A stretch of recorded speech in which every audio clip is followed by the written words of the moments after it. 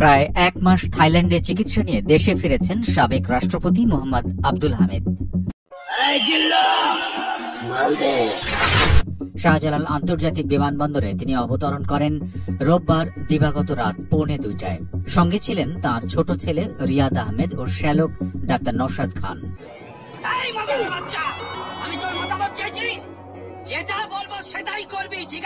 Wheel চেয়ারে করে নামিয়ে আনা হয় আব্দুল হামিদকে। বিমানবন্দরের আনুষ্ঠানিকতা শেষে রাত ৩টার দিকে বিমানবন্দর ছাড়েন বলে নিশ্চিত করা হয়েছে ইমিগ্রেশন পুলিশের একটি সূত্র থেকে। এবারে সংগ্রাম আমাদের মুক্তির সংগ্রাম। আব্দুল হামিদ চিকিৎসার জন্য থাইল্যান্ড গেছেন। নিষেধাজ্ঞা না থাকায় তাকে দেশত্যাগে বাধা দেওয়া হয়নি। তার পরিবারও জানিয়েছিল চিকিৎসকদের পরামর্শে তিনি বিদেশে গেছেন।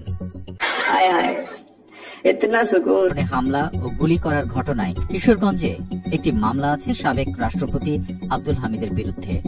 ফলে কিভাবে তিনি বিমানবন্দর দিয়ে বিদেশে গেলেন, তখন সেই প্রশ্ন ওঠে।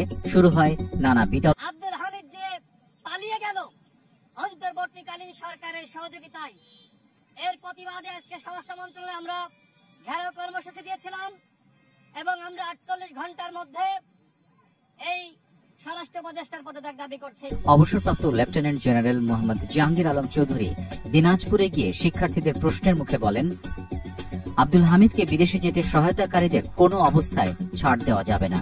আর যদি শাস্তির আওতায় না আনি তাহলে আমি সে সময় চলে যাব। সেই সাথে তিনি জানিয়েছিলেন আব্দুল হামিদকে ইন্টারপোলের মাধ্যমে দেশে ফিরিয়ে আনা হবে। ঘটনার পর একজন এসপি কে প্রত্যাহার এবং ইনভেস্টিগেশন হওয়ার পরে যে দোষী হবে তার আইনের আওতায় না হবে। আর কথা শেষ করতে দেন ভাই, কথা শেষ করতে দেন। এই সুবিধাবাদীরা কেউই থাকবে না। 10 মে জানানো হয় কয়েকজনকে সাময়িক বরখাস্ত করা হয়েছে।